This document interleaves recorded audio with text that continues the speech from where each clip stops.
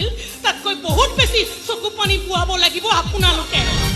মোৰ মানুহজনে যিমান হাড় ভাঙিছিল তাতকৈ বহুত বেছি বেয়াকৈ ভাঙিম আপোনালোকৰ কোম্পানী ভিক্ষাৰীৰ জীৱন কেনেকুৱা হয় তাৰ সোৱাদ এইবাৰ আপোনালোকক লোৱাইহে এৰিম আপুনি এগৰাকী মাক হয় মাকৰ খং উঠিছে বিস্ফোৰণটো হ'বই